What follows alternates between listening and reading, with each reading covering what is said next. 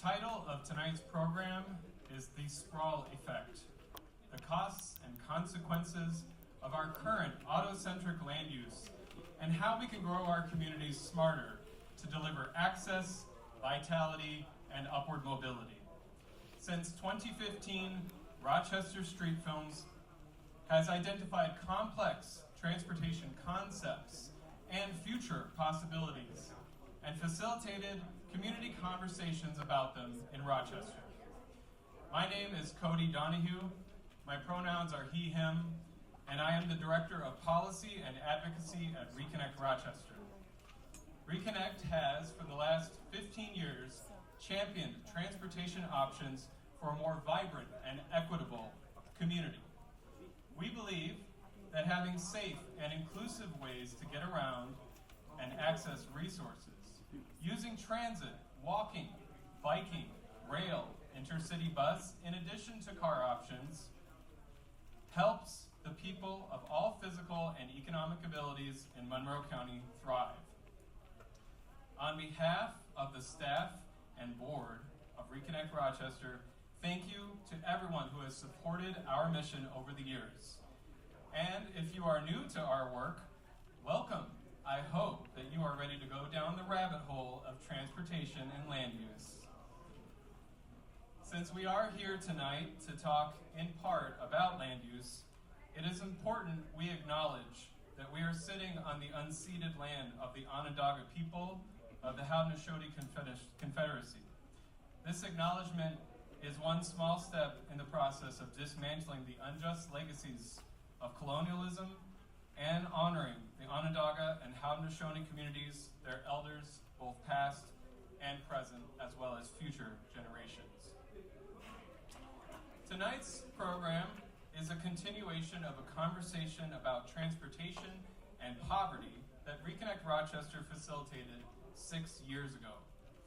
That film and report are available on our website and focus on job sprawl and how locating jobs in densely populated areas along transit lines is an anti-poverty solution.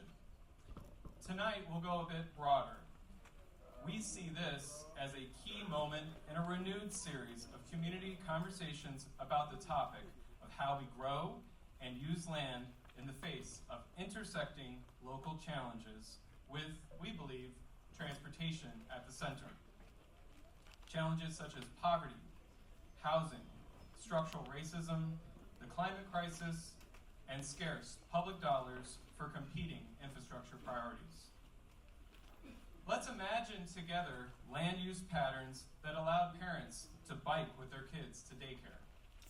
Patterns that maximize connectivity within and between the vibrant nodes of economic activity throughout Monroe County, but using transportation orientation beyond cars. Our goal tonight is to inspire collective thinking about the opportunity to connect people to resources, jobs, and amenities. And it might just also save us a car payment or two. Tonight, we are going to acknowledge the reality that communities and neighborhoods have been built over decades based on patterns that favor a more auto-centric model, creating a sprawl effect for where people live, work, and get groceries, access healthcare, and childcare. Sometimes we must acknowledge conversations about land use and zoning wander into the extremes. Members of a given community fear that change will come in the form of banning single-family homes, banning suburban developments, building skyscrapers of affordable apartment units. Unfortunately, these extreme, not in my backyard, NIMBY positions are very often dog whistles, coded language that advocates for keeping certain groups of people out of a community, most often people who identify as BIPOC and low-income folks. We should recognize that you can't rebuild the suburbs from scratch, nor would that solve the issues. But we can make smarter decisions about how we grow. Here is tonight's program. First, we'll share a collection of film clips diving into the development styles of the past 70 years to understand how we arrived where we are and the opportunity costs and fiscal consequences of the American development style of today. Then I will return to present local data and statistics to help frame the conversation. Next, we'll hear from Mr. Simeon Banister, President and CEO of one of our event sponsors, the Rochester Area Community Foundation. Finally, we will hold a panel discussion with community leaders to help us unpack the films and presentation and apply them to the challenges and opportunities here in Monroe County. I would like to thank the following generous sponsors for making tonight's community conversation possible. Our lead sponsors, the Community Foundation and ESL, and our supporting sponsors, the Genesee Transportation Council, Lori's Natural Foods, Stantec, and SWBR. Thank you. Now, sit back and enjoy the film.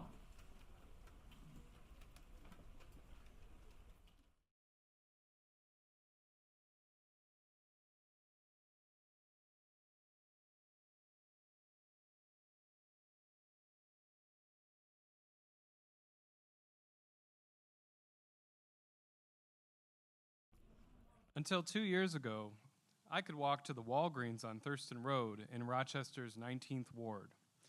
It was 0.2 miles and about a 6-minute walk.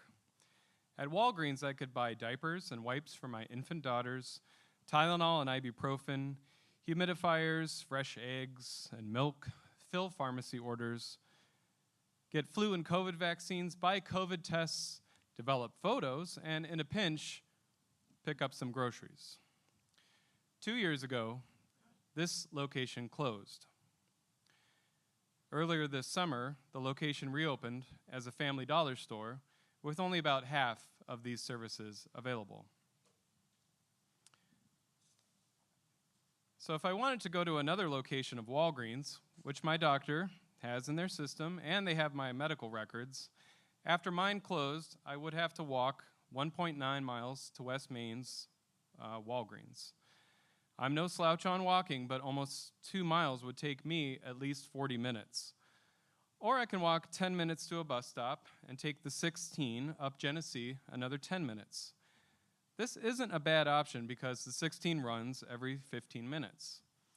Unfortunately, on September 20th, Walgreens announced this location too will close.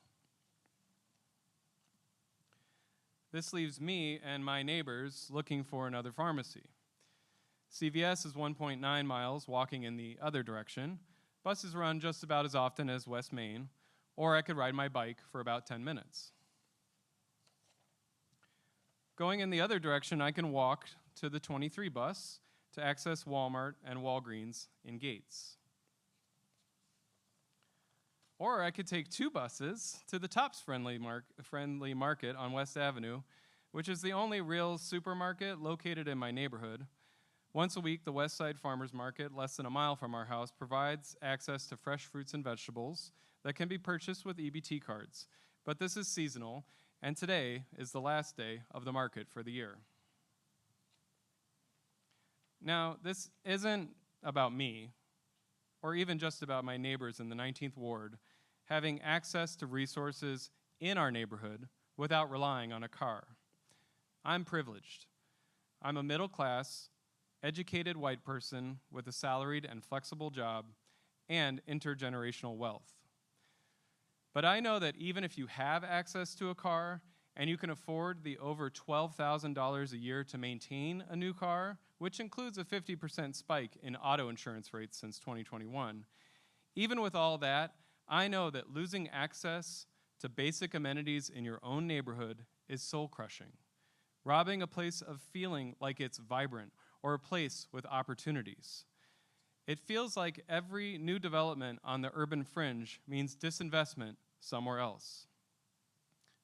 This issue with pharmacy access is happening literally as we speak. Today, Walgreens announced the closure of 4 more stores for a total of 3 stores in the city, 1 in Irondequoit and 1 in Pittsford.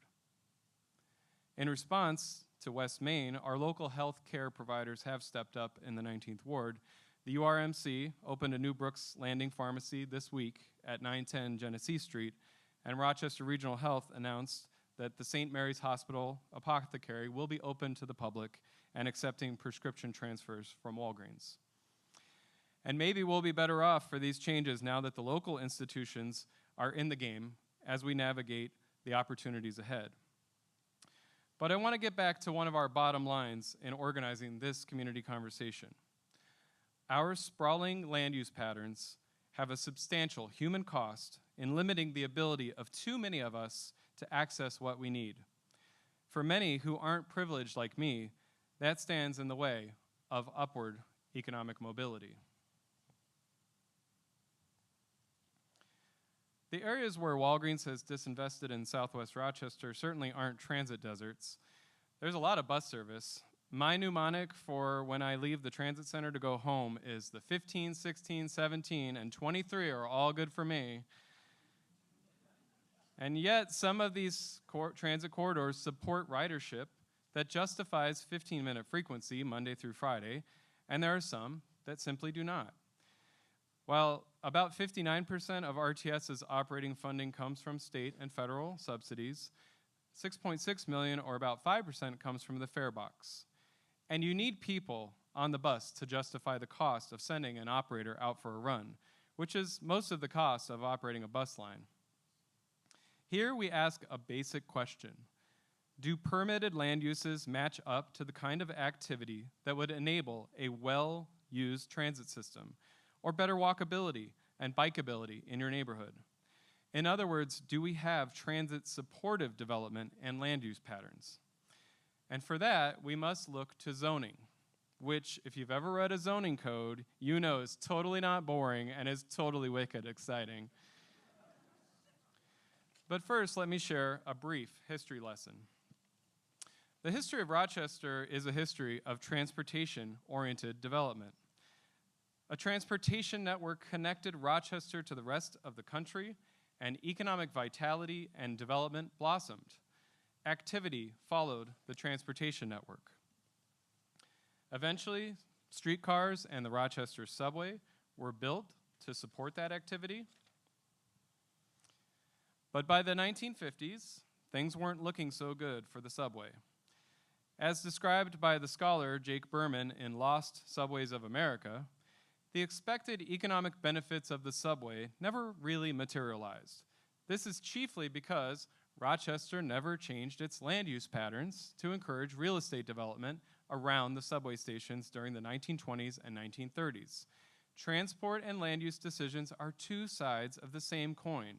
Transit should serve the places where lots of people live and work to be effective. Even at the time, it was considered a major fault that the subway did not serve camera giant Eastman Kodak's industrial complex, Kodak Park. At the same time, something new started to happen around here and around the country. By the 1950s, the majority of American families owned a car.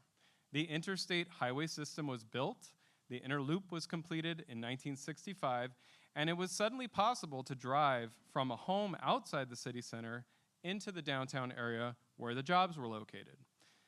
So when the construction of 490 came for parts of the old subway right-of-way, and car companies had effectively lobbied to destroy the streetcar companies, it wasn't a difficult fight to acquire the right-of-way and end an era of mass transit. While the city of Rochester's population peaked in 1950, the population of the county began to climb as suburban living grew.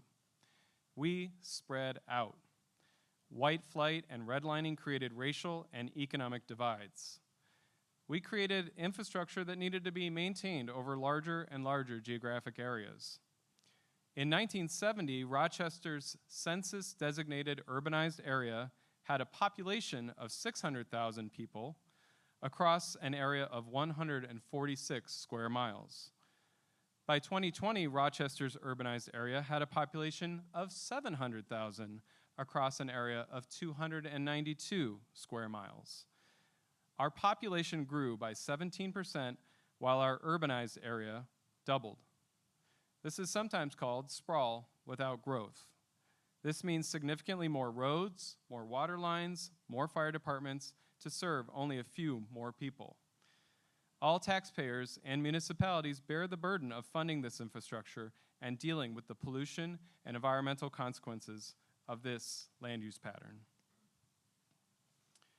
With the decline in city population came a decline in density. As land uses go, parking is cheap to hold because we tax improvements to land and not the location where the land might be put to productive uses.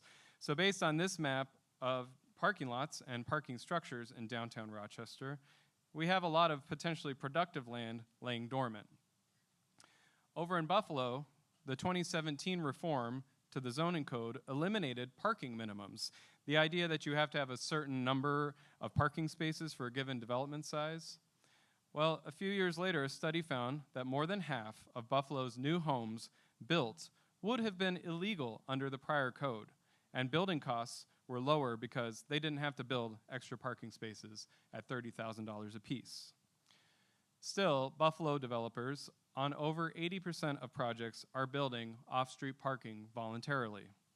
All in all, it's smarter land use.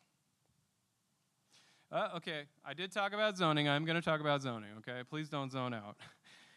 Because of New York State's laws, each municipality has the right to set its own zoning rules, and these rules are getting a lot of attention. To illustrate some of the ways zoning rules determine the development patterns that might allow us to build along transit lines, build more housing, or bring resources closer to people, I'm going to show you how the rules play out in Monroe County.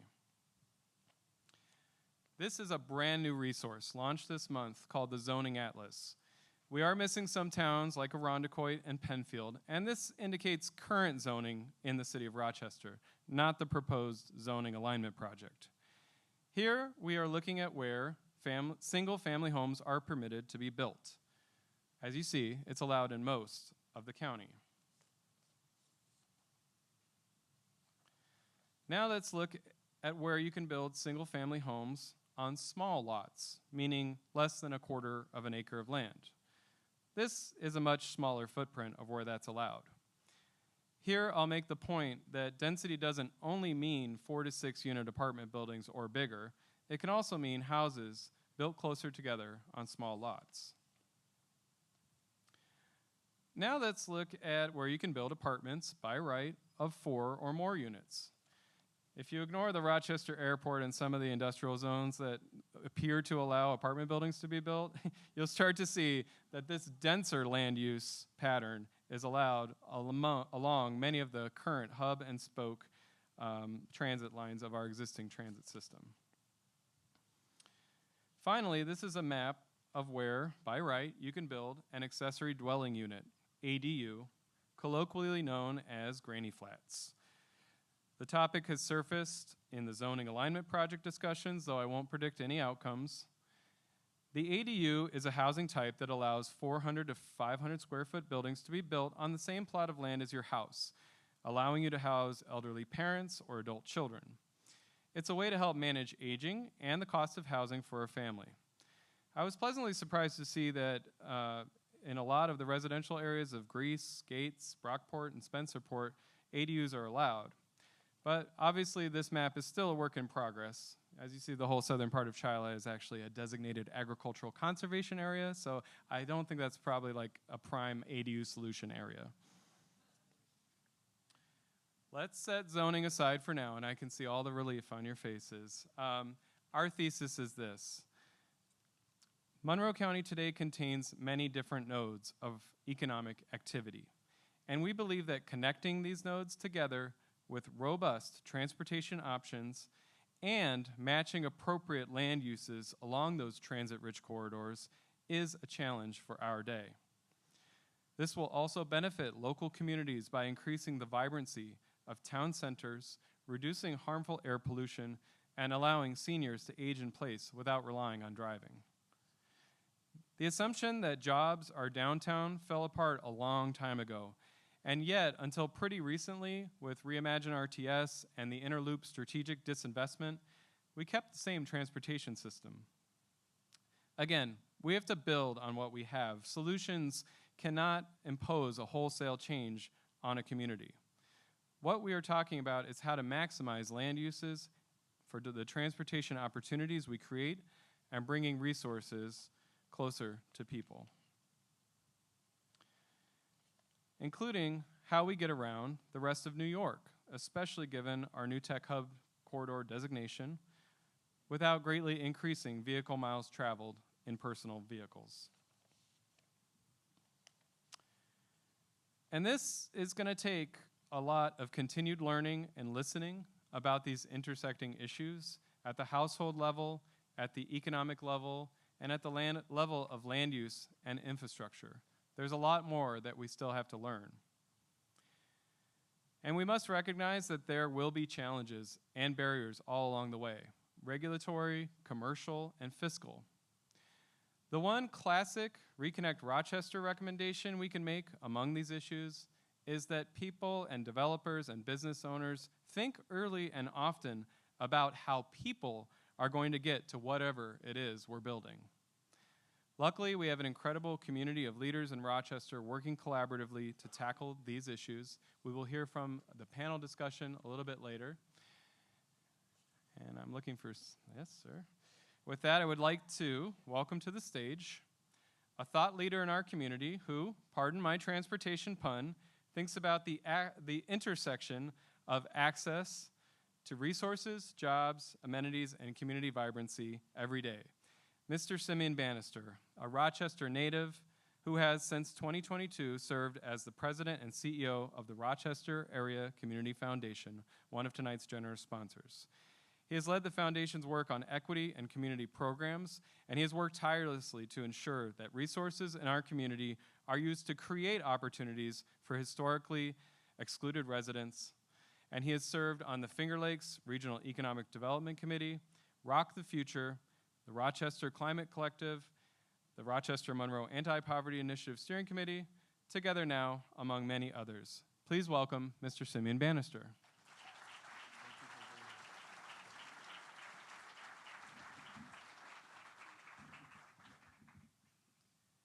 Well, it's really my pleasure to be with you tonight. And some of you might be wondering to yourselves, what does a grant maker for charity have to do with issues related to transportation and land use and development?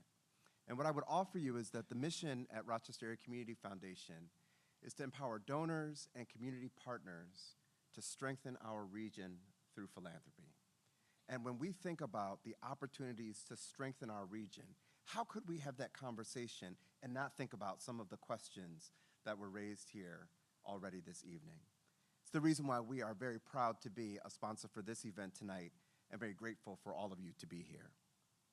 Now, I will tell you that about 25 years ago, I was a freshman in college, and frankly, I was feeling a little bit homesick. It was the second month that I had been down at North Carolina Central University, and I was walking down a hallway in the political science department and saw a flyer that a mayor from Rochester, New York, Bill Johnson, was going to be visiting campus.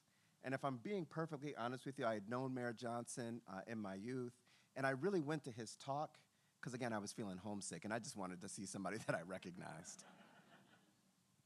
Well, go figure that Mayor Johnson's talk that afternoon was the first time that I came to learn of the word sprawl. It was the first time that I had come to learn of the way that this community had evolved over time in ways that in many ways we could only be described as illogical. And one of the things that Mayor Johnson did in that talk 25 years ago, in some ways a man before his time, was to point to the illogical ways that racism had showed up in the development patterns of our community. I want to say that again. The illogical ways that racism showed up in the development patterns of our communities. Now, I will tell you that I really appreciate these kinds of videos that help us to learn a little bit about that history. And I've watched more than my fair share of them. But one of the things I've often noticed when I see these kinds of videos is that there's usually a disinclination to name names. Has anybody else seen that? I hear about the FHA or the Federal Home Mortgage Corporation, and I hear about some of the entities, but what about the actual people? Tonight I want to say just a quick word about Homer Hoyt. Homer Hoyt was the chief land economist for the Federal Housing Administration. Mr. Hoyt had hailed from Kansas, received his undergrad from the University of Kansas, and his PhD from the University of Chicago. His thesis was titled 100 Years of Land Values in Chicago. And Mr. Hoyt was responsible for creating an approach to land use using some techniques that we now think of as commonplace today, particularly the idea of overlay mapping. Anybody familiar with GIS? Raise your hand. We've all seen those heat maps. Many of those maps owe their origin story to the work of Homer Hoyt. But the challenge with Mr. Hoyt is that when he started to look at the data that correlated spatial questions and overlaid them with social data, for example, like race, his biases showed up. And when he started to look at land values, he correlated them to the presence of people that were people of color, that were foreign-born, whites was the language at the time, and said that these places were less valuable because clearly it's what the data showed. Now, his theories gave way to the multiple nuclei model championed by Chauncey Harris and Edward Ullman, and that multiple nuclei model is in many ways the essence of what we saw on Cody's slide, all of those little nodes all over the place that seem disconnected from one another. And by the way, Homer Hoyt was the architect of redlining, an actual human being, an actual person, not just an agency, a person who made a decision and who made some choices. Now, of course, what we know is that that history led to all kinds of zones of deprivation across this community. And I won't recall all of those. You know the story. You've seen the maps that show educational disparities, that show transportation disparities, that show environmental degradation, and we see that it's the same neighborhoods every single time. We also know that when we look at cities all across the country, we see the same pattern. So this idea, these techniques, and these biases show up in a way that causes all kinds of damage. There are three things I just want to very quickly leave you with. First, some lessons that we can learn from Mr. Hoyt. It is a problem to come to the data with a conclusion and a bias preset. It is a problem to come to the data with your conclusion and your biases already preset.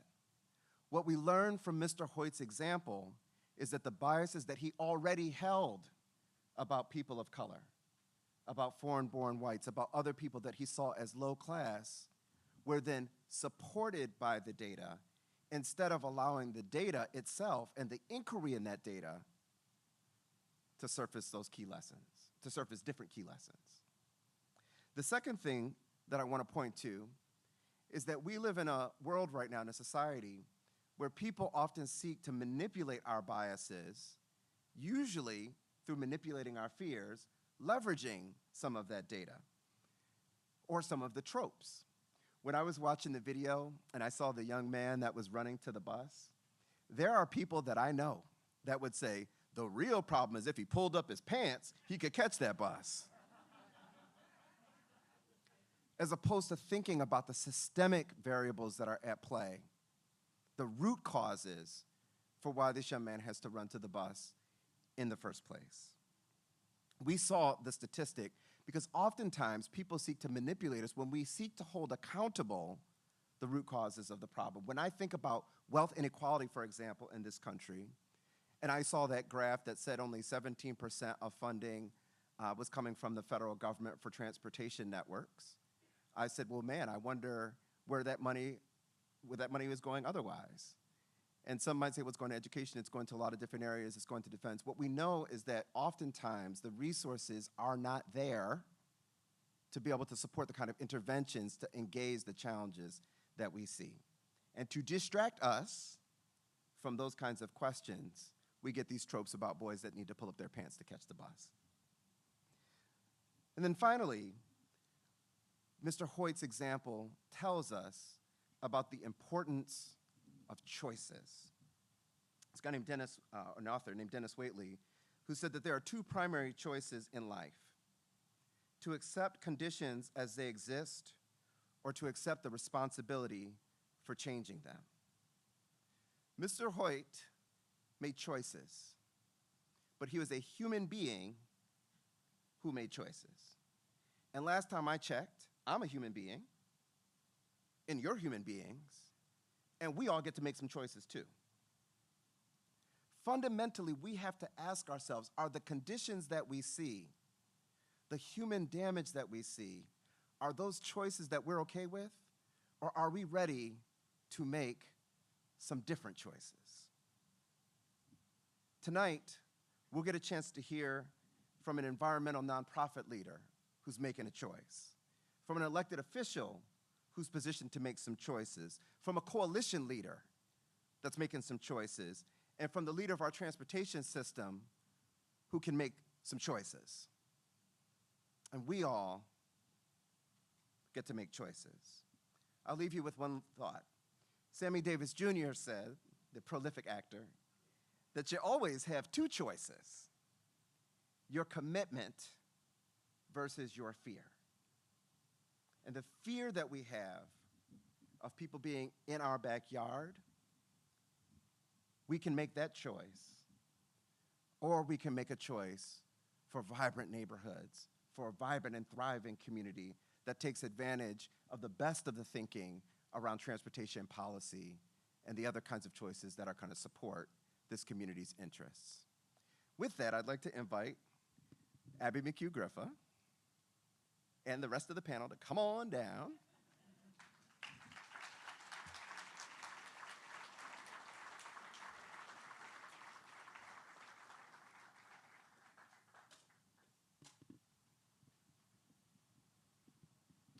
I am so grateful to live in a community that is undergoing a big change. One of the things that happens periodically is that you start to see new leaders emerge in a community. And every now and again, you arrive at an era where that kind of shift is happening. The people that you see on this stage are new leaders that are coming into key roles that are making, hopefully, and I can say this because I get a chance to work with all of them, better choices than have been made in the past. And one person that is leading in this space to remind us of the importance of our stewardship of our environment and the importance of us to ensure that not only do we have the conditions that help us to thrive today, but more importantly, that our children and their children, and even 7 generations from now, are able to thrive as well. And so it's with that that it's my pleasure to turn it over to Abby McHugh-Grifa, who leads the Climate Solutions Accelerator and will lead this panel. Abby.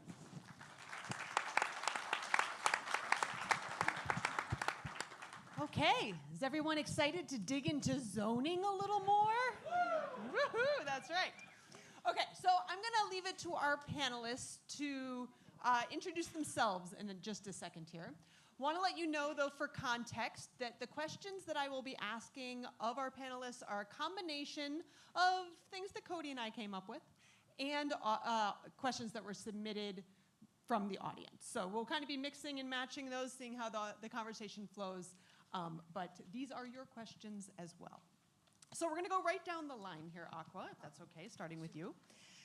And I'm going to ask you to just briefly introduce yourself, including how the work you do connects to our topic tonight, and then share just one point from the film clips that we just saw that either stuck with you or resonated with you in some way. Good evening, everyone. My name is Aqua Porter, and I'm the Executive Director for the Rochester Monroe Anti-Poverty Initiative, which we fondly call RMAPI. I've been in this role since December of 2020, so almost 4 years. And you know, every time I'm asked to be on a panel, I'm like, I do not know enough about this topic. Please do not ask me the questions.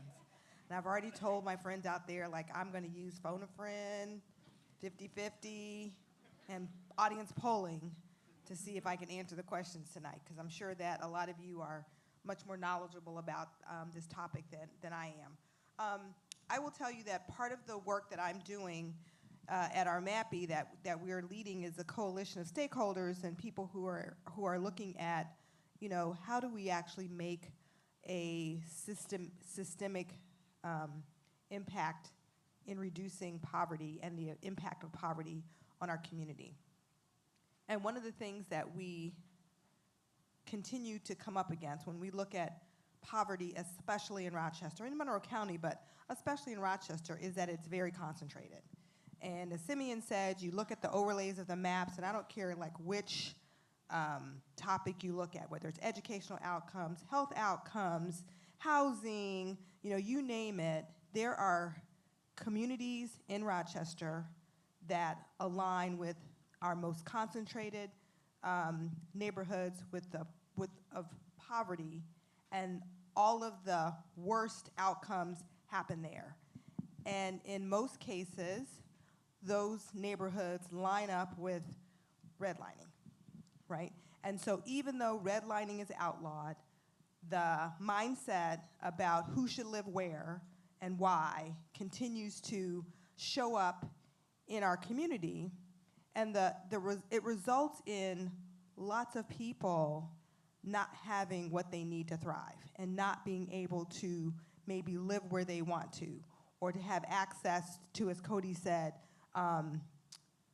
food, good food, quality food, healthcare, you know, good educational outcomes. And so while we talk about transportation as one of the ways that we use our land, what we know is that this idea of land use is a much broader topic, and it impacts lots of decisions that we have the ability to make. And so I'm really encouraged that we are having these conversations now to talk about how does land use interact with some of the decisions that we're making. How do we make better decisions to allow all people in our community to thrive and to be able to live their best life in our community? So I'm happy about that. I have to think about the movie clip. I know you like the spiky thing. I love the spiky thing. I've seen these clips before. So the Lafayette, you know, where they show the spikes, it's just like, that just blows my mind every time to think about how these, you know, cities that have taken and made decisions maybe on how they are more productive on the use of their land are subsidizing the suburbs, which is totally different than what we think. So, you know, every time I see that little clip, my mind explodes, my brain explodes. Thank you, Aqua. Kevin. Great, thank you. Good to see you, Abby. Well, first of all, props to the Reconnect gang here, Cody and Mary and the whole crew, for another awesome, successful Street Films night. What a great crowd. Let's give a hand to Cody and Mary and everyone. I really appreciate the work that they do. My name is Kevin Kelley, and I work for the City of Rochester. I'm the manager of city planning, and I'm a 10-plus year employee of the city, 20-plus year, close to 25-year resident of the City of Rochester, passionate about land use and transportation and their intersections, so it's pretty awesome to see this many people that want to get together in a room to talk about that intersection. That's great. So, yeah. I think, I like the spiky stuff too. That was pretty cool. Great visualization. But I think a couple things about the clips that stood out to me. One, it really just starts to scratch the surface of just the nuance to this issue. You know, I think we tend to gravitate towards sound bites and oversimplifications and that sort of thing. And I think the collection of clips there really helped paint the picture that this is complex. We all have our values and our goals and things that we feel really strong about, but how do we actually make those things happen? it's complex, and we have made some strides, but we have a long way to go. And I think there's a lot of room for nuance, and also a lot of room for local customization of how we understand and tackle these problems. So I really appreciated that, and I also really appreciated how it made it clear just how poorly we're doing in this country in funding public transportation compared to even just Canada, not even Europe, but even just Canada. And that's just such an enormous issue. So glad to be here. Thank you. And what a perfect segue to pass it to Miguel. He gave me a 20 earlier for that, saying that. Good evening, everyone. Pleasure to be here. And I got to say, Aqua, for not knowing anything about this topic, you did amazingly well. Miguel Velázquez with Regional Transit Service. This topic is near and dear to my heart. Every opportunity I have, and one of the reasons why I wanted to participate tonight is because whatever opportunity I have, I talk about sprawl and the impact that has on people and on public transit, to be quite honest. Every time that we have a big employer come to town and locate outside of our transit network, we're like, why? Why? It's just, it hurts a lot. I promise you that we are probably called 2 months before the big employer opens and says, hey, are you bringing a bus here? And it's like, well, no. Nobody talked to us about it. Your facility wasn't even built for us to be able to pull a bus into your facility. And it would cost X amount of money, and we would certainly sit down and talk to you if you help us subsidize that, because you got a lot of taxpayers' money to build that facility, and it would be just fair for you to help to get people to those jobs. So it's a great topic. We think about it every day, and I appreciate the opportunity to talk about it here. Great, thank you. Really appreciate the breadth of experience and expertise that you all bring to this conversation. So Aqua, we're gonna go back to you. Yes. So we have been collaborating, you and I, for a bit here, as the co-chairs of the Transportation Impact Collective, a group that was convened to identify and advance systemic solutions to our region's transportation challenges. And the idea behind having the two of us lead this group was to bring together the anti-poverty or upward mobility work that you do with the climate-focused work that I do, because improving transportation options is key to addressing both of these wicked problems. So could you share some highlights of what you've learned through that process so far, and maybe a bit about why the Transportation Impact Collective is focusing heavily on land use and zoning at this point? Yeah, that's a really good question. You know, I think that the thing that I've learned the most is, I was having this conversation with Cody. Well, I have learned a lot of things, but the thing that's been really interesting to me, and I was having this conversation with Cody earlier this afternoon, in fact, was do any of you drive down East Avenue on a regular? Okay. So you know how they like skinny the streets? And I drive down every day, and I was so annoyed. I was like, why are they, I need to get home faster. Like, why are they making the streets, you know, why are they choking off the traffic? And then I started to get involved in this work. And I also understood how many, like, accidents, and pedestrian accidents especially, were happening in the city. And how just by reducing the speed limit, we could reduce the number of fatalities, we could potentially slow down the number of serious, or reduce the number of serious accidents, and I'm like, oh, I get it now. I really get it, and it's really important. And I think, and here's the other thing. It's like I live in, right off of East and Winton, and I work right behind the MAG at the United Way building. And it's a 7-minute drive. And I've had a challenge for a year to take the bus, to try to take the bus from my house to work, which apparently there is just one bus that I have to take. But I have found every excuse in the world not to take that bus. I don't have to transfer anywhere.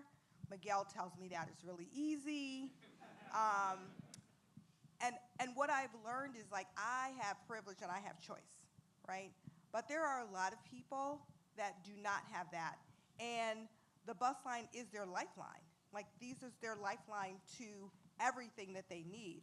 It's not convenient at all times. It's not simple.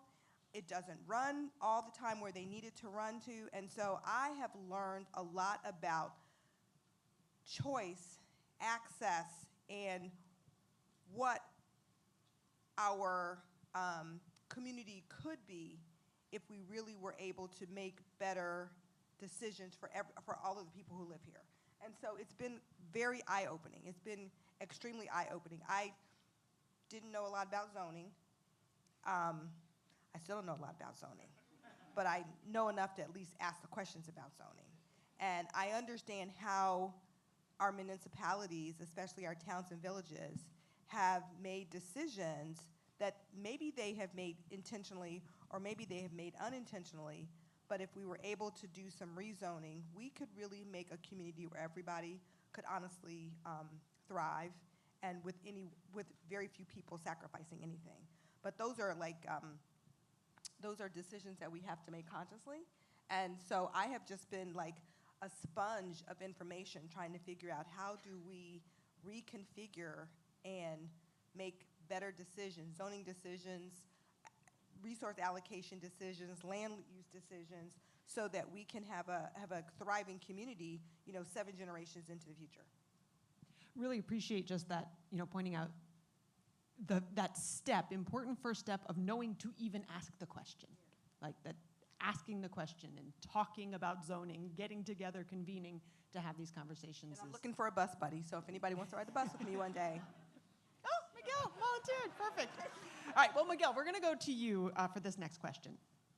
RTS has done quite a bit of work to reimagine your system, made investments in operator wages, and is reviewing service often.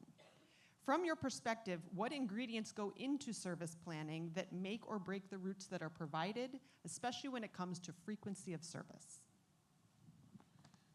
Wow, I'm not a planner, let me just say that. I mean, a lot goes into it. I'll start by saying, when we did Reimagine RTS, we had a consultant that does this work all over the country. One of the most important things we learned at RTS is that public transit really works where you have the 3 Ds, and they stand for density, diversity, and design. And that is density of people, of course. You have a concentration of people. You have diversity of destinations. So you have your healthcare system, your jobs, your entertainment, all those things. And then the design of the streets, so it's safe for streets to be walkable and obviously to access public transit. So we look at that when we look at our service to make sure that those apply. Of course, every month we have a service performance committee that gets together. We look at obviously ridership. We look at, quite honestly, financial metrics because we gotta pay attention to that. How many boardings per hour, boardings per mile, you name it. We look at a lot of different metrics. We look at safety, accidents as well. And so we take all that, we make decisions, we look at places that we don't go. We know that our customers want to go to more places. We know that on-time performance is huge for our customers, that the bus is there when we say it's gonna be there. And then the other thing we learned during Reimagine that is huge for our customers is frequency. So as you know, when we first launched Reimagine, we launched with 10 frequent routes. Unfortunately, we had to cut that back. We currently run 4 frequent routes. And the only reason that we haven't reinstated the remaining and that we don't go to other places, and to your question, is funding. That's the bottom line. We are grossly underfunded as public transit. Public transit has been underfunded for decades, especially in areas like ours, upstate New York. We fight every time we can, and I try to partner with some of the folks here on the stage and some of the folks out in the audience to go and help us advocate for more money for funding. But to provide the service that you all deserve, that this community deserve, the frequency to go to more places, to have more dependable, better public transit, we almost had to we would have to almost double our budget. That's how much money we take, and we are a $130 million organization budget right now. Do you want to point us to any particular advocacy opportunities or who we should be calling and, you know? I mean, talk to your local delegation, our local delegation, whenever you can. You know that there is Transit Awareness Day. There's Transit Awareness Week that we go to Albany, obviously during the budget process. Happy to go with whoever wants to join us, but we're starting that process right now, and we, for 4 or 5 months, we are going back and forth to Albany advocating for our community. Great, thank you. And Kevin, you know, RTS can't do it alone, for sure. So, you know, the city developed the 2034 comprehensive plan that laid out land use and mobility strategies, and that just happened a few years ago now. Where are we now in relation to that plan? Yeah, so that was adopted in 2019, and I think that we've made a lot of great progress here in implementing that plan in a lot of different ways. And when I say we, I of course mean the city, but also our community partners, whether it be Reconnect or RTS or other organizations. So it's, you know, Mayor Evans likes to say, it's we, not me. So that's important to all of us, of course. But yeah, we've made some pretty good progress on the comprehensive plan and implementing it. You know, there's over 600 specific strategies that are in that plan, and we've made some degree of progress on nearly 3/4 of those strategies. So we're making a lot of good progress, but then more specifically, as it relates to land use and transportation, you know, obviously the biggest example, the most tangible example of implementing that plan is the creation of a new zoning code and an associated zoning map. So the 2034 plan really laid the foundation for the types of issues and the goals and objectives of that updated zoning code and map. So most of you all are probably familiar with that project, the Zoning Alignment Project, or ZAP, rochesterzap.com.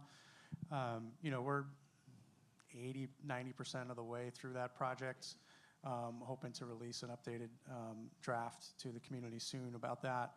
But I think it's important to point out a number of different ways that we're trying to address these issues with land use regulations and policy through that, in terms of promoting more density and focusing that density and encouraging that density, of course, on our transit corridor. So we are adding, I believe, close to 1,000 acres of land in the city to our mixed-use districts, so we're really trying to expand those mixed-use districts. I think one of the most tangible ways that we're trying to improve things is along our transit corridors. Right now in the current zoning code, there are long stretches of our transit corridors that are our lowest density zoning district. That's not helping the situation. So in the zoning alignment project, in this draft code, we're looking at upzoning a lot of those areas, and I bet most of you here know what that means, but if you don't know, upzoning means changing the zoning classification to something that allows for a longer list of uses and generally heads in the direction of promoting more density. So we are upzoning a lot, most of our transit corridors to kind of reverse that and encourage more density along those corridors. And you know, that of course is helpful for the transit system because it's providing more riders to the transit system, and anytime we can increase the revenue for RTS, that increases their chances of being able to expand that network. But more, just as important is that we are creating more housing opportunities along those transit corridors so that more people will have transportation choices, choosing to walk or bike or take the bus or to drive. So I think we're heading in a good direction with that, but I like to kind of draw the parallel with zoning with agriculture, and that zoning is sort of the soil in the agriculture scene. You got to have the fertile soil that is the right set of ingredients, the right set of conditions for the crops to grow. But zoning in and of itself, the soil in and of itself doesn't create the crops. You need those seeds. You need the workers, and those other layers are the market, right? And how the market's going to show up. So we are trying to do our best to create that fertile soil to encourage more density, encourage more development in the city. But the market plays a role here, and as you know, Rochester for decades is a struggling real estate market. We have shown a lot of signs of promise, but we remain a struggling real estate market. So we need those things to come together in order to see the progress that we would like to see. And keeping it with you for a sec, Kevin, an audience member had a question about how exclusionary zoning fits in. So could you just define for our audience briefly what that means and how the city is working to address it? Yeah, so exclusionary zoning in its most extreme form is basically referring to a zoning district that only allows single-family homes. And you're excluding, more density, you're excluding other uses, and from there, I'm sure you can kind of piece together how you're excluding different kinds of people that might like to choose or to live in other types of housing arrangements other than just single-family homes. So in the city of Rochester, we do have a district that is primarily focused on single-family homes, or low-density residential district. And it's been there for decades. We're making some adjustments to that in terms of some additional allowances within that district to make it a little more inclusive. But also, it's important to point out that we're reducing the size of that district that is primarily focused on low-density residential. We're reducing the size of that district in the city by about 20% across the city, and we're the next district up from there, really getting wonky here, I hope you're all right with that, the medium density residential district, which allows up to family or 4-unit housing development, is doubling in size across the city, and as well as the mixed-use districts that I talked about earlier, adding close to 1,000 acres to that. So, little by little, we're trying to increase the amount of land that is more inclusive and more open to different uses and different housing types. Great, thank you.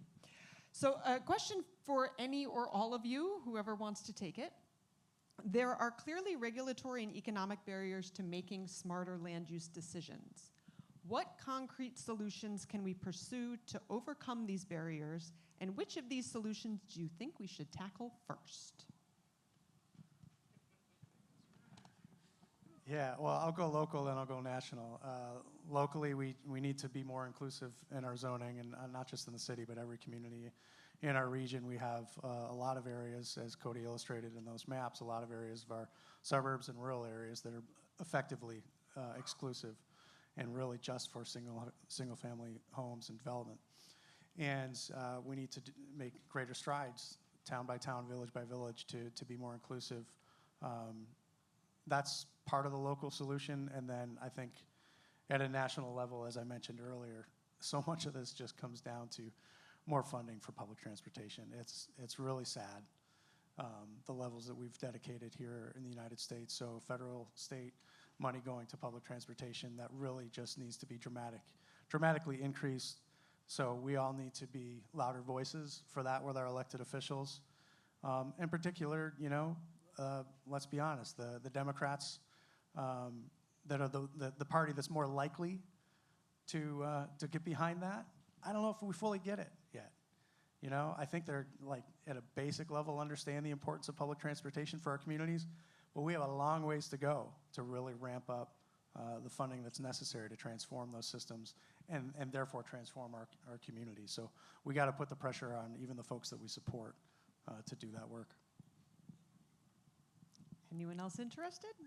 I think he said it all. But I would add, I think it's important for all of you to get involved. I think that would be critical.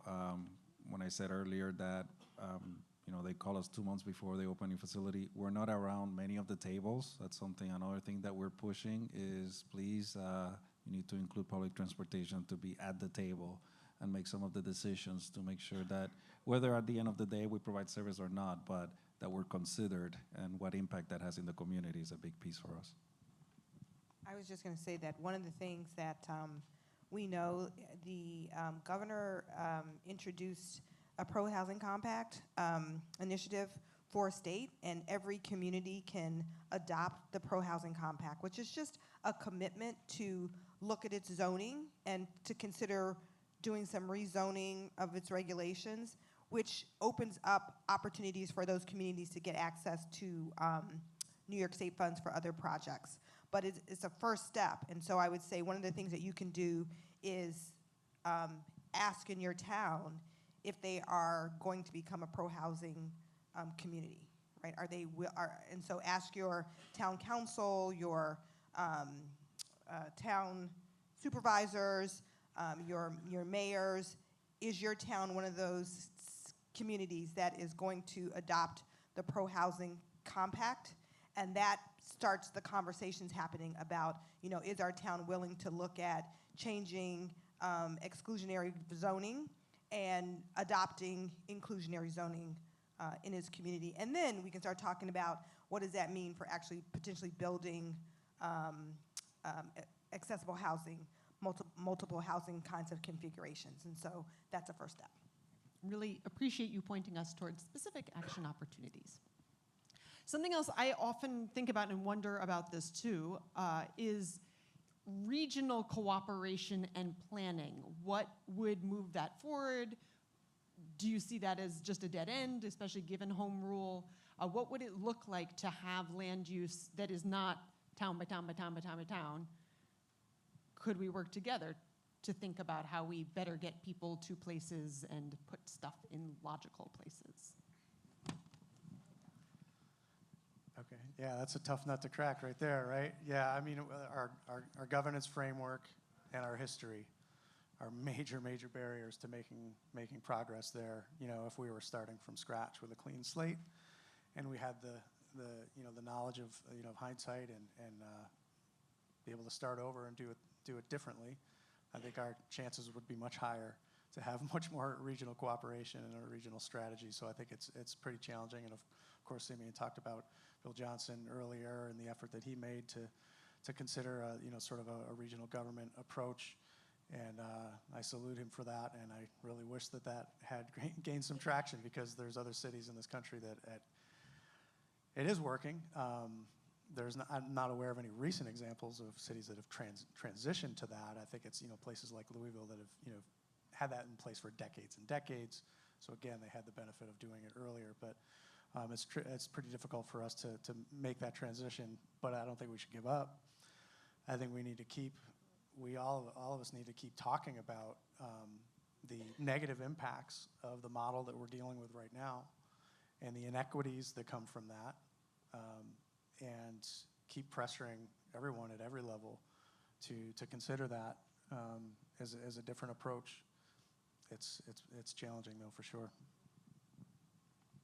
Great, thank you. Miguel, a question from an audience member. Disabled and older people can't always bike or walk, so how do you create a positive experience on public transportation so it's not stressful?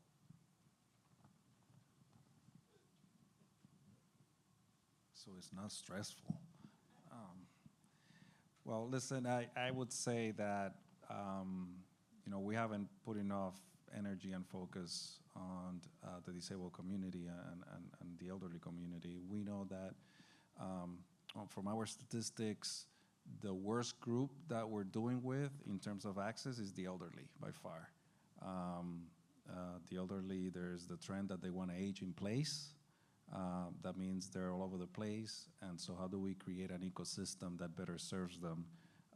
It's one of our biggest challenges, and that trend, I just learned that in 10 years, the population of 65 and over in here in Rochester is gonna, and in the nation is gonna be higher than 20 years and younger. So that's gonna get even more critical for us to figure that out. But there's a number of things that we haven't paid attention to. We own that. One of them is that we have a ton of non-accessible bus stops, as simple as that. And so we apply for grants, and I'll call it earmarks here. I'm not supposed to say that, but to make more of our bus stops accessible and have a cement pad, because right now our bus stop is stuck in the mud. And so how do you expect someone to even use that? So I think there's a number of things that we can be doing. Our entire fleet is accessible. We're very, very aware and sensitive to whenever we contemplate buying a vehicle to make it as easy as possible for the disabled community to use it. And then, of course, service. How can we improve the service so it removes some of those barriers and stress? Thank you. Aqua, let's talk about data. Yep. Okay, so RMAPI has been working on upward mobility metrics. What kind of data are you tracking about what impacts people's upward mobility related to transportation, jobs, access to healthcare, and childcare? Or in other words, What are the key indicators that our community should be keeping an eye on to ensure that we're making progress on these issues and moving in the right direction? Whew. Okay, so I'm gonna phone a friend because the friend's sitting right here in the front row. We have just completed an exercise where we've identified 39 what we call mobility metrics for the community. RMAPI has identified kind of 6 pillars. That's our theory of change, and they are in areas such as creating opportunity-rich neighborhoods, quality health care, quality education and skill building, public government and safety, dignity and belonging, and I'm forgetting one, which I think is around financial stability and wealth building, kind of those 6 areas. And so what we believe is that we have adopted a framework from Urban Institute that talks about upward mobility being basically a 3-legged stool. And what we tend to think about when we think about upward mobility is just the idea of economic success. And that's important and is like the one that's the most well recognized. And so when we talk about economic success, we're talking about things like, employment. What's the employment rate, for instance? We talk about things like home ownership and how people can people build wealth in our community. We talk about the rent burden as one of the metrics. I see you looking at your list, Chris, so you're gonna make sure I got the right ones? Okay. He fact checks me all the time. So, okay. We talk about things like I don't know if this is on our list, but one of the things we talk about from a financial standpoint is the percentage of people who are banked or underbanked in our community, right? Like, believe it or not, having access to a bank account is really important toward building financial stability and wealth building. And so what percentage of people in our community actually have banking accounts or are underbanked or using kind of like other instruments to do their banking. So that's banking. That's the economic success. We also are looking at the other 2 areas that we look at are power and autonomy. And so what we know is for people to really have pathways to upward mobility, they have to be able to make their own decisions about their life, and they have to be able to make decisions about how they navigate the world. So that looks like, what percentage of people actually participate in elections? Because that is the ultimate demonstration of your power. And how does that look across our community? Does everybody have access? Does everybody take advantage of the opportunity to vote in an election? And if not, like, what can we do to increase people's participation so that they have voice in making their own decisions? So, the macro, do I have decisions? Can I choose the people who represent me? Can I make those decisions? And micro, do I have the decisions that I can make about, for instance, where my child goes to school or where I live? Like, what does that power and autonomy do? Or are those decisions made for me some kind of other way? Maybe it's because of regulation or because I'm, a recipient of a public benefit and then I have less choice in my life. And so we're trying to look at some of those things as well. And the third leg of the stool for upward mobility is whether people feel like they have dignity and belonging, like they feel like they actually are valued in the communities and that they live in, and that they feel like they can contribute, and that their contributions are valued. And so we have 39 metrics.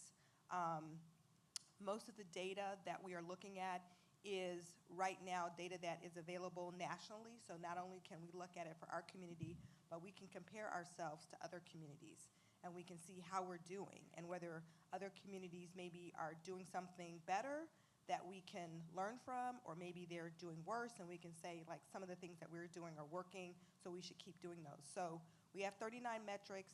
We have down selected those to about 11 that we're calling our headline metrics, and I cannot tell you what those are, but I can certainly let you know what they are later.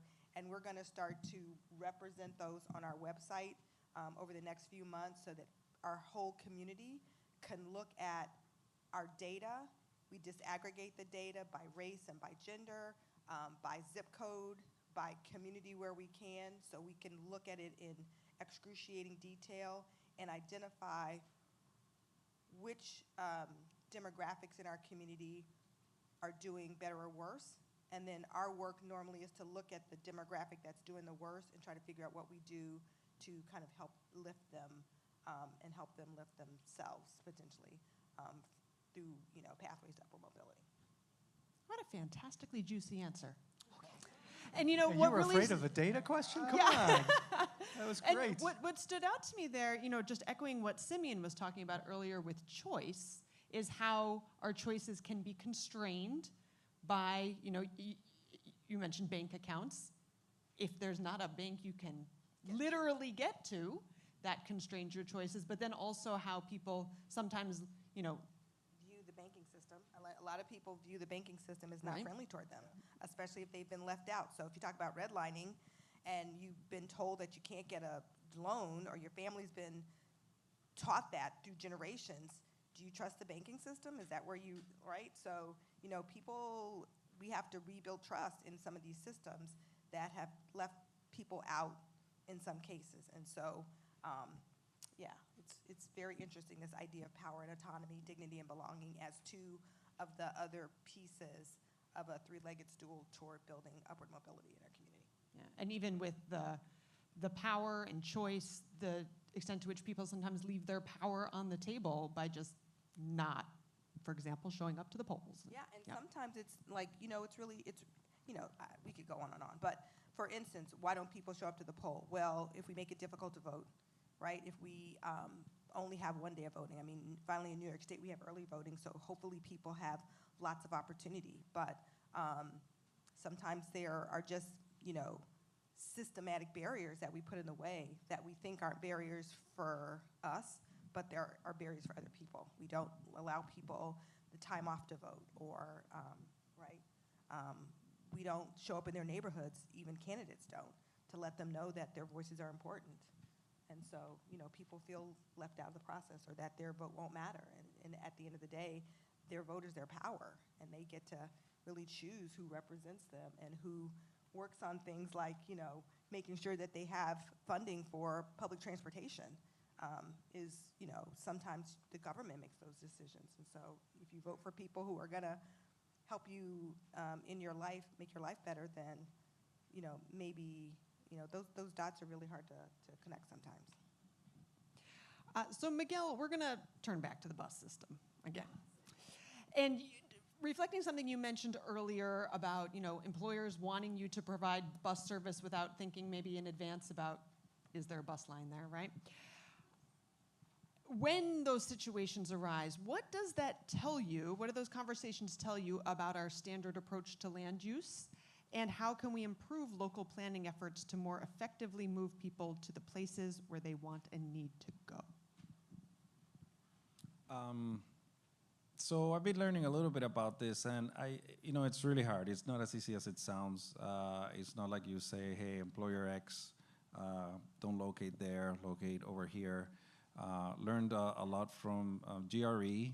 As you know, they are basically in the business of attracting businesses to our local, to our area. And these businesses they want very specific things. They're looking for a lot of land.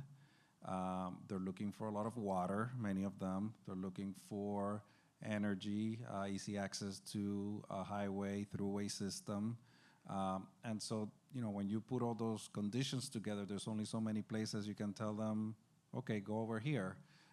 And we rather, and I totally agree, we rather they come to this general area rather than don't have them at all, because at least it provides some opportunities for our area. So, it's just very, very interesting. One of the interesting things I heard about a call center company coming to town, and they rather build a brand new building rather than come to downtown or to empty space. They even time how long it takes for their workers to park and walk to the building and take the elevator and get to their floor versus parking in a huge asphalt parking lot, getting to the building and starting to take a call. All those things is just fascinating. And so to answer your question, I think the important thing here, again, I hate to sound repetitive, but being at the table is number one, being part of the conversation, so that when those opportunities present themselves, even when a company comes to town, and land use and whatever, just we are able to have a conversation around this is what it would take to get people from low economic resources, low income families, disadvantaged communities to have access to those jobs. It's never going to be ideal, but to make sure that we are part of the conversation to understand and know how can we make this happen. And so obviously, again, funding is part of it.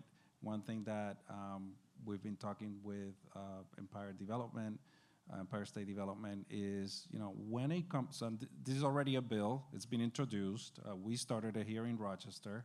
It's a bill that has been introduced that says, when a company comes to our area and locates outside of the public transit system and has received tax incentive to come to our area, then there must be a pot of money available for public transit to access that job site. So again, it's been introduced both in the Assembly and the Senate. There's a lot of conversation around it, but those are the types of conversations we need to have. Great. So Mary is starting to give me that look that tells me we have to wrap it up, but I want to squeeze in one last question for Kevin, and then we'll have one kind of final thought from each of you. So Kevin, what specific processes, for example, things like community charrettes, people's assemblies, can ensure that more walkable, diverse, integrated communities are created? Well, that's a good example of charrettes. And there's, we have to look at a wide variety of different ways of engaging people to get involved at a minimum, just to have awareness about projects that are happening, about opportunities that there are, and then build from that awareness to actually, hearing from folks and listening to them about what's important to them, the challenges that they face, the opportunities that they see, the ideas that they have, the creativity that we have in the community. So we have to, we have to have a diverse and wide variety of ways to engage people. And I'll admit that's a real challenge. And with the scarce resources of time, money, and staff, that is a challenge for sure. We always wish that we could do more in terms of the way that we engage the community. So that's a challenge for sure, but it's an important piece of the puzzle. Okay, Miguel, we're going to start with you. We're going to come down the line. As we wrap up our conversation, what's one final thought or key takeaway that you want to send our audience members home with tonight? Well, first of all, I'll say for those of you who are users of RTF, thank you. Thank you for being a public transit customer or RTS customer. That film was very impactful. Some of the things Simeon said, those were very impactful. I think we need to stay on it. We need to keep working together. I think the future is bright for Rochester. I think very exciting years are ahead of us for public transit, to be quite honest. There's a lot of opportunities, everything from technology that is coming down the road. I think we're going to be able to reap the benefits of a lot of things that are happening in the public transit. I think you mentioned something, politically, I think the elected officials are starting to get it that this is very, very important and it's key. And so I would just say thank you for your support, and to the extent that we can keep working together, I appreciate it.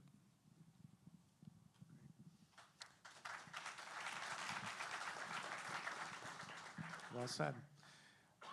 One of the things that I love about the field that I'm in of city planning is and I didn't realize this when I decided to go to school for this. I viewed it purely as a sort of a technical field, and it is to some degree, that's part of it. But I've really enjoyed, over the course of the last couple of decades, seeing just how much it's the intersection of that sort of technical field and lifestyle choices. It's not just about the work that I do at City Hall or my past jobs as a consultant, but it's really about the choices that I make as an individual, and that my wife and my kids, we make as a household and as a family, the choices that my neighbors and I make together. So I know that there's a lot of passion and advocacy in this room. and I know that there are a lot of strong opinions about, what should change, in authority structures, whether it be local government or bus systems or the federal government, what have you. There's a lot of strong opinions about that, and let's all keep pushing on that. But let's also always be sort of mindful of the individual choices that we're making. And that doesn't necessarily need to be in the form of just, like a negative implication there of just simply cutting back or denying ourselves of things. I have found that the values that are embedded in city planning that translate into my life are life-giving. In the way that I participate in my community, the way that I exist in my neighborhood and in my city, the way that I move about my city and enjoy my neighborhood, my neighbors, the local businesses, and those sorts of things. That when I do that as a pedestrian or as a cyclist, changes my temperament, changes my psyche, and I think that we can all look for additional ways to make those lifestyle changes that, again, don't necessarily have to be about sort of cutting back, but actually are about enhancing the experience that you have in your community.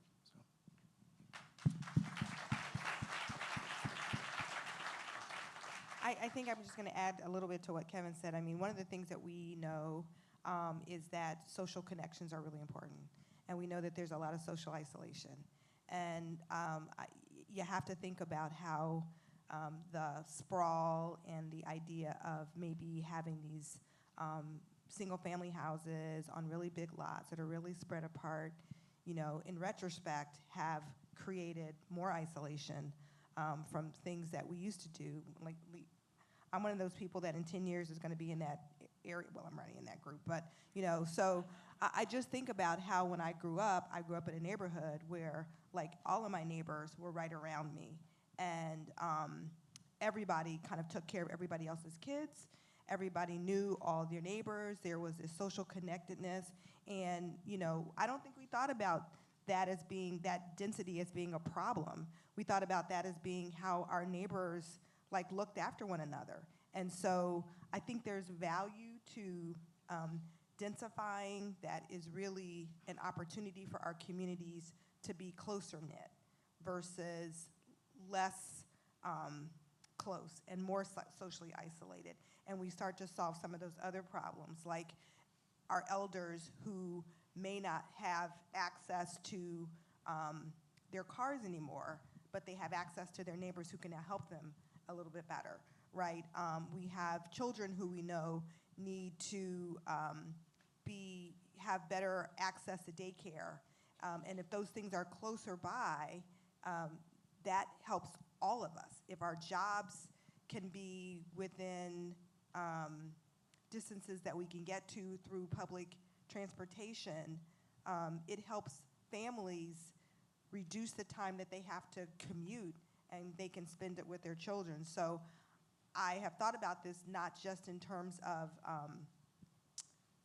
maybe land use, but from a society, how do we create a society where we are really more neighborly and really more socially connected? And is that where we ultimately think we want to be? Because we know today, like a lot of the data is saying how isolated we are and how lonely people are. And maybe there's the opposite of that is to create more dense communities that have other benefits. What a fantastic pitch for density. Okay, so Mary's gonna say a couple words, kick us off the stage, but I just wanna wrap this portion up by saying, this conversation went in a lot of different directions, and I hope a real key message that you're taking away is that by addressing our transportation and land use challenges, we can do a lot of other good things for our community. So thank you all so much for being here. Thank you, Reconnect, for having us all be part of it. Big round of applause. This was stay there for a few, and I'm just gonna give a little closing here and then send you all on your way. But just want to thank Abby for facilitating the conversation tonight with such great skill and depth as we knew you would. Miguel and Aqua and Kevin, thanks for bringing your vast knowledge and insights to the conversation tonight, and your leadership in general, just moving our community in better directions. Thank you, Simeon, for bringing your wisdom to help frame the conversation and ground us in equity. There are so many intersectionalities here, and this is, as has been said, just a really complex, nuanced stuff. So thanks to all of you for helping us really unpack some things tonight. And this is just really, we hope, the beginning of this important community conversation around land use and the role that it plays in creating transit-rich communities. At Reconnect Rochester, we're really committed to approaching the conversation with a focus not on the problem, not on blame, but on the opportunity that we have to do things differently and to make smarter, more intentional, more equitable choices, and they are choices, as Simeon said. We have choices about how we grow our region into the future. So I hope I know tonight's conversation gave us all a lot to think about, but I want to close by just kind of giving you a few thoughts about what you can do as an individual. We hope that you will bring the learnings from tonight back to your own communities, to your conversations with your neighbors, and with your public officials. Zoning matters, policies matter, the way that we welcome or not welcome development projects in our communities matters. As Cody, I think, said at the top of the program, conversations around land use and zoning can wander into extremes, and fear of the other and NIMBYism can be a response that really stands in the way of progress. So help us help your neighbors dispel those unfounded fears and see the opportunity that creating closer, more livable, more walkable communities can improve the quality of life for everybody in that community.